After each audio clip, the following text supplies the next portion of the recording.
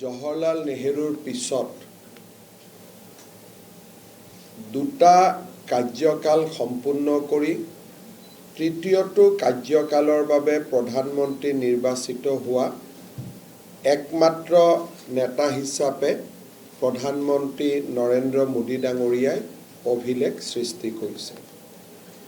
প্ৰধানমন্ত্ৰী নৰেন্দ্ৰ মোদী ডাঙৰীয়াৰ যি কাৰ্যকাল, সেই 11 বছৰৰ কাৰ্যকালক আজি ভাৰতৰ জনসাধাৰণে এক গৌৰৱ উজ্জ্বল আৰু ভাৰতৰ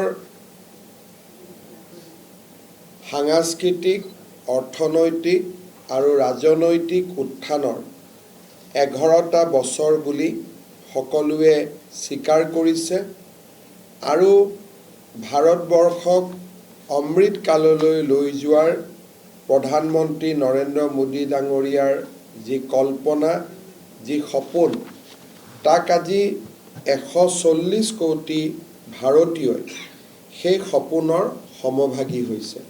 চাওঁতে চাওঁতে আমাৰ দেশে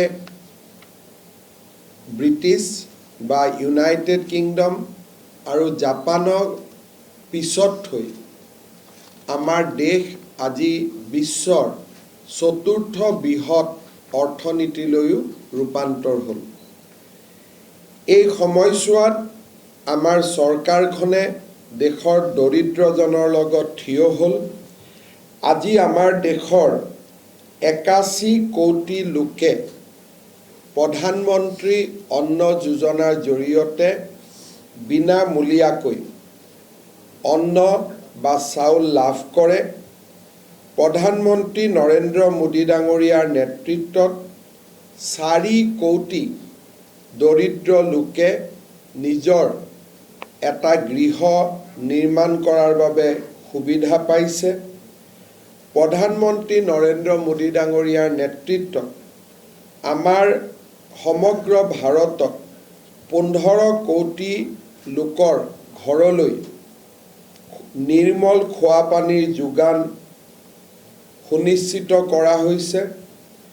নাৰী শক্তিৰ উত্থানৰ ক্ষেত্ৰত 33% লোকসভা আৰু বিধানসভাৰ আসন সুৰক্ষিত কৰিবলৈ পাছ কৰা বিধেয়ক বা আইনে আজি নাৰী শক্তিক এটা নতুন এম্পাৱাৰমেণ্টৰ দিশে লৈ যাবলৈ সক্ষম হৈছে।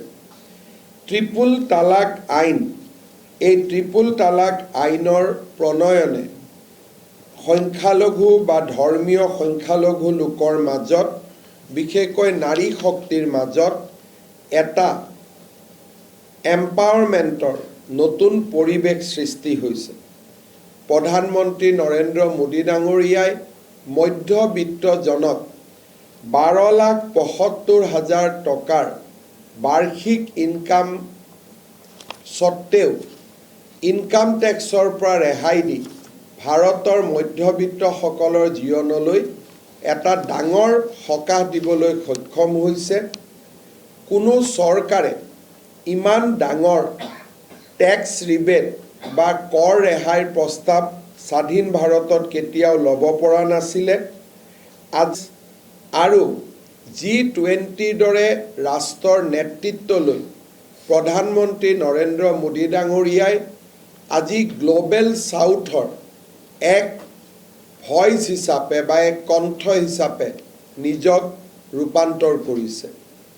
অপাৰেশ্যন সিন্দুৰৰ সময়ত সন্ত্ৰাসবাদৰ বিৰুদ্ধে ভাৰতৰ নিৰ্মম প্ৰহাৰ আৰু চূড়ান্ত প্ৰহাৰে আজি প্ৰমাণ কৰিছে যে ভাৰতবৰ্ষ বিশ্বৰ ভিতৰত এনে এখন ৰাষ্ট্ৰ যোনে কেতিয়াও নিজৰ ভূমিত সন্ত্ৰাসবাদক সমৰ্থন নকৰে।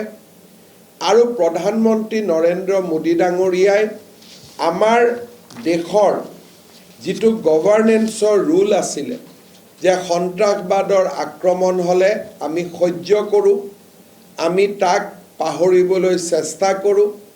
26/11ৰ দৰে আমি হীনমান্যতাত ভোগাৰ যিটো এক পৰিৱেশ আছিল, আজি তাক সম্পূৰ্ণভাৱে ৰূপান্তৰ কৰি